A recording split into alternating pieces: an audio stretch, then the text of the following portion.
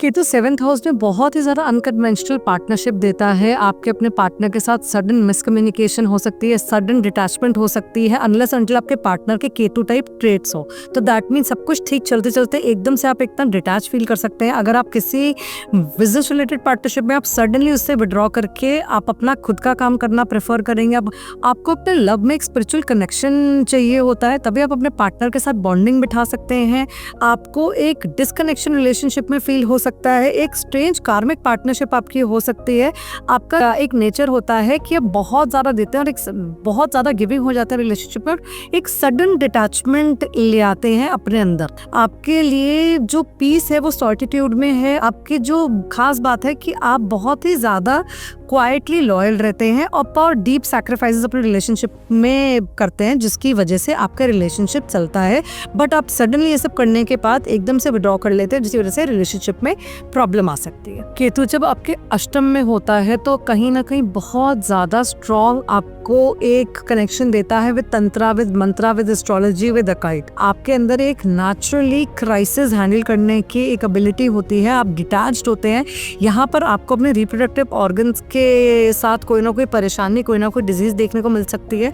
आपका अपने in laws के साथ इतना अच्छा बॉन्ड नहीं होएगा। इन लॉज की वजह से आपकी लाइफ में स्ट्रेस और टेंशन बनी रहेगी। आपके लिए केतु यहाँ पर एक सडन गेन, सडन लॉस वाला चीज दर्शाता है। ऐसा नहीं होता कि वो या तो आइदर बिल्कुल ही एक स्ट्रेट लाइन में चीज चले, either suddenly you are very very happy and satisfied और you suddenly very very low and sad. Ketu in the 8th house आपको स्ट्रेस और एंजाइटी दे सकता है, ओवर थिंकिंग की प्रॉब्लम दे सकता है। पर अगर आप अपने को स्पिरिचुअली इंक्लाइन करते हैं तो आप इस प्रॉब्लम से बेटरमेंट फील कर सकते हैं, आप इस प्रॉब्लम से मुक्त हो सकते हैं।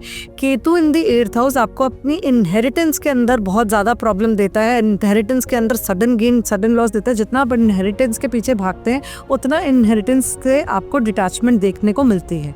आप बहुत ज़्यादा इमोशनल होते हैं, फिर भी बहुत जल्दी बहुत ईजिली डिटैच हो जाते हैं एंड आप अपने आप को ट्रांसफॉर्म करते हैं साइलेंटली इंटरनली। और ये आप कर सकते हैं अगर if you going to connect with him. आप अपने केतु की पावर को एनहांस करेंगे, आपके 8th हाउस से आपको स्ट्रेंथ मिलेगी और एक सडन ट्रांसफॉर्मेशन आपकी पर्सनालिटी में देखने को मिल सकता है। जब केतु आपके नवम में होता है, 9th हाउस में प्लेस्ड होता है, तो ये आपको एक डिटैचमेंट देता है अपने मेंटर्स, अपने गुरु से और अपने फादर से या फादर लाइक फिगर से, जिसकी वजह से आपकी जिंदगी में ज्ञान की कमी रह सकती है, जिसकी वजह से आपकी जिंदगी में मार्गदर्शन की कमी हो सकती है।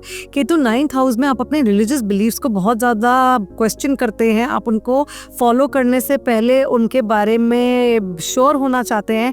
आपका जो एक कार्मिक कनेक्शन है अपने पास्ट लाइफ गुरुज के साथ रह सकता है। आप सेल्फ गाइडेड स्पिरिचुअलिटी की तरफ होते हैं। ये प्लेसमेंट आपको अकल्ट के अंदर बहुत ज़्यादा इंटरेस्ट, एस्ट्रोलॉजी जैसे सब्जेक्ट के अंदर बहुत ज़्यादा इंटरेस्ट दे सकते हैं। एक वॉन्डरर वाली आपकी नेचर होती है, बहुत भ्रमण करने का आपको शौक होता है।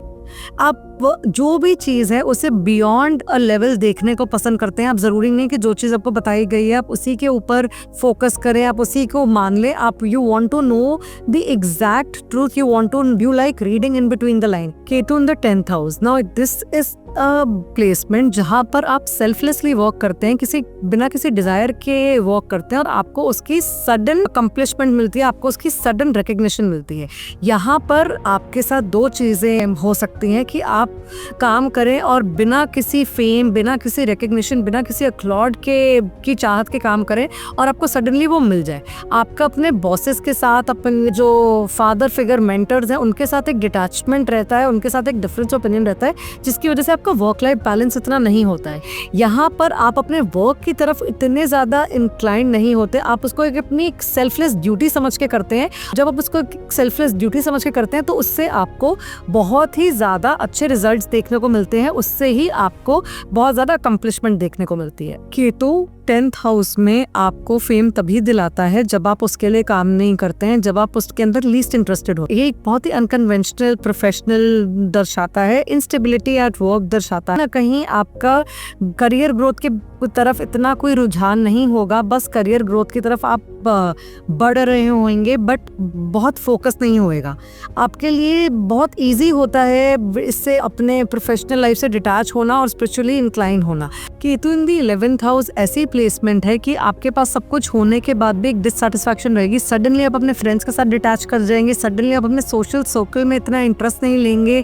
आपको एक सेंस ऑफ ऑफ डिससैटिस्फैक्शन रहेगी even after achieving whatever you might be running after. Ketu in the 11th house, you are going to feel out of place amongst people whom really matter to you. Your friends, एक sudden detachment आपके अपने elder sibling के साथ हो सकती है. आपको you do not need to chase big dreams, you should keep it low. आपकी जो friendship है वो with time fade हो सकती है, shift हो सकती है. आप पॉपुलैरिटी से इतने एक्साइटेड नहीं होगे, आपको इतना एक्साइटमेंट नहीं होएगा पॉपुलर होने के बाद भी, और आपकी लॉन्ग टर्म प्लानिंग में भी बहुत ज़्यादा डिसइंटरेस्ट दिखेगा. आपको यहाँ पर ट्रू गेन होगा, जो आपको एक्चुअली सेटिस्फैक्शन होएगी वो अपने ईगो से बाहर निकलने के बाद होएगी, अपने ईगो से डिटैचमेंट के बाद होएगी. और जब केतु 11वें भाव में होता है तो आपकी जो सेटिस्फैक्शन होती है सब कुछ मिलने के बाद भी वो सेटिस्फैक्शन लेवल होना बहुत ही ज़्यादा मुश्किल होता है और उसके अंदर बहुत ज़्यादा परेशानी देखने को मिलती है. केतु 12th हाउस एक बहुत ही अच्छी प्लेसमेंट है, मोक्ष का कारक होता है. अगर आपका केतु 12वें भाव से संबंधित है, अगर आपका केतु 12वें भाव में है तो आपको ये मोक्ष की तरफ लेकर जा सकता है. कहा जाता है केतु 12वें भाव में अगर आपके कर्म अच्छे रहे, अगर आप सही राह पर चले तो ये आपका आखिरी जन्म होएगा. तो Ketu in the 12th house is a very exciting placement. Ketu in the 12th house give connections with foreign land. ये एक बहुत अच्छी प्लेसमेंट. अगर आप रिसर्च करने चाहते हैं, अगर आप आइसोलेशन में काम करना चाहते हैं, अगर आप मेडिटेशन के अंदर अपना करियर बिल्ड करना चाहते हैं, मेडिटेशन से कुछ अचीव करना चाहते हैं, तो एक बहुत अच्छी प्लेसमेंट है. यहाँ पे आपका वर्ल्डली कनेक्ट इतना कुछ खास नहीं रहेगा. आपको सबके साथ बैठ कर भी ऐसा लगेगा कि आप कहाँ you do not fit in to that place. ये एक ओल्ड सोल होने की निशानी हो सकती है. आप बहुत ही ज़्यादा आपकी बहुत ही ज़्यादा विविड ड्रीम्स हो सकते हैं. एंजाइटी बहुत ज़्यादा हाई रहती है. स्लीपिंग डिसऑर्डर्स हो सकते हैं. एक फियर ऑफ अननोन बना रहता है अगर आप अपने आपको स्पिरिचुअली इंक्लाइन नहीं करते. आपका जो पास्ट लाइफ कर्मा है वहाँ पर आपकी बहुत ज़्यादा स्ट्रॉन्ग मेमोरीज होती हैं. कोई भी चीज़ आपको भूल पाना बहुत ज़्यादा मुश्किल होता है. And you can attract moksha energy if you are going to work towards. Ketu in 12 houses gives a lot of different results. हम आगे आने वाले वीडियोस में इसके बारे में बात भी करेंगे. But the idea to give you little teaching that is Ketu doesn't need to add anything for boosting itself to get a good result of the planet. Ketu को कुछ अपने अंदर भरने की, ऐड करने की, लाने की जरूरत नहीं. केतु का मंत्र है सबट्रैक्ट करने का, डिटैचमेंट का. जितना आप किसी भी चीज़ से डिटैच होएंगे, जितना आप किसी भी चीज़ के पीछे कम भागेंगे, उतना ही आपको केतु अच्छा रिजल्ट देगा. क्योंकि केतु वो चीज़ आता है हमारे चार्ट में जो हम पिछली जिंदगी में, जिसको हम बहुत अच्छे से भोग चुके हैं, जो हमारा कर्तव्य था, काम था, कर्म था, हम कर चुके हैं. और अब इस लाइफ में उसके पीछे भागने से हमारे को कुछ मिलने नहीं वाला है. मैं हूं doctor Charu Muddar, practising astrology, numerology, tarot cards and vastu. ऐसे ही इंटरेस्टिंग वीडियोस के लिए मेरे साथ जुड़े रहिए. चैनल को लाइक, सब्सक्राइब, शेयर करिए. If there is anything that I can help you with, you can always comment and I will be more than happy to help you. Wishing you lots of love and luck. नमस्ते.